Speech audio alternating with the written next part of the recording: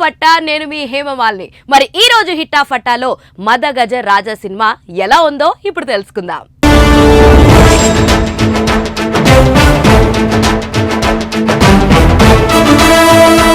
So ఈ cinema బేసిక్గా తమిళనాడులో ఎంజీఆర్ అంటే ఇదే మదగజ రాజా అనే పేరుతో రిలీజ్ అయిందనమాట.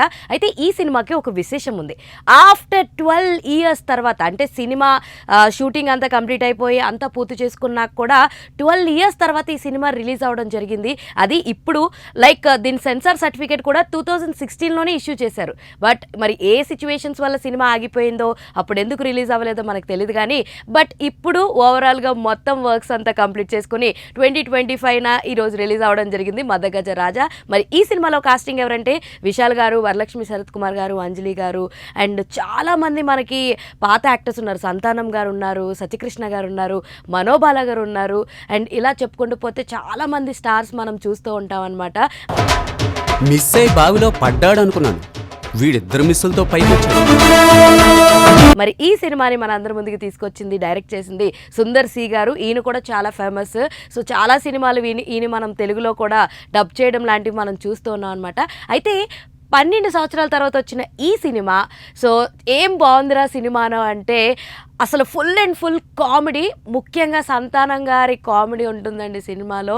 ఇట్స్ లైక్ టాప్ నాచ్ అనమాట. ఇప్పుడున్న కామెడీస్తో పోల్చుకుంటే చాలా చాలా చాలా బాగుంది. బట్ సినిమా అప్పటి కాలంది కాబట్టి సో సినిమా వర్షన్ అంతా చూసుకుంటే కాస్త అవుట్డేటెడ్గానే అనిపిస్తుంటుంది.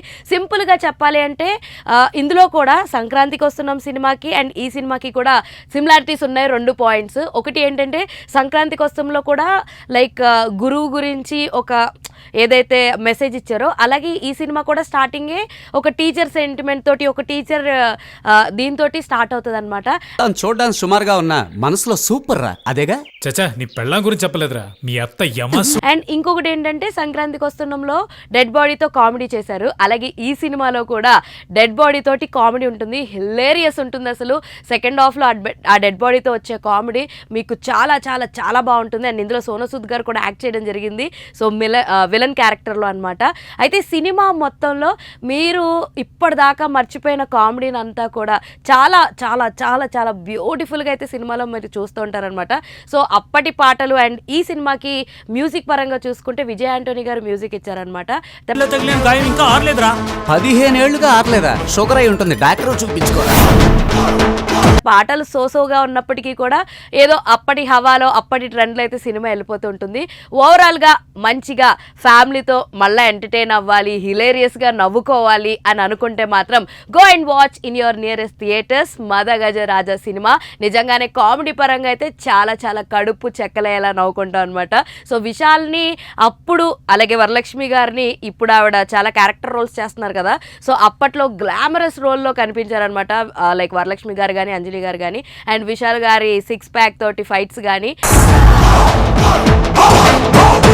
ఇవన్నీ కూడా చాలా చాలా బాగుంటాయి. అప్పటి జనరేషన్స్ అప్పట్లో ఉన్నటువంటి ఏ ఫార్మేట్ అయితే ఉంటుందో, మెయిన్గా సుందర్ సి గారి ఫార్మేట్ ఎలా ఉంటుందంటే ఎక్కువ మంది పీపుల్ ఉంటారు. సో కామెడీ ఉంటుంది ఆయన సినిమాలో. సో అదే ఇక్కడ కూడా జరిగింది. ఫుల్ ఆఫ్ క్రౌడ్, మంచి కామెడీ, మంచి టైమింగ్. సో ఓవరాల్గా సినిమాలో ఏం బాగుందంటే సంతానం కామెడీ చాలా చాలా బాగుందని చెప్తాను. ఇంకా ఆలస్యం చేయకుండా మీరు కూడా మీ ఫ్రెండ్స్ అండ్ ఫ్యామిలీతో go and watch in your nearest theatres Madagaja Raja. ఇలాంటి ఇంట్రెస్టింగ్ అండ్ మోర్ అప్డేట్స్ కోసం please do follow Poora Local. Until then keep watching. This is your Hemamalini signing off. Bye.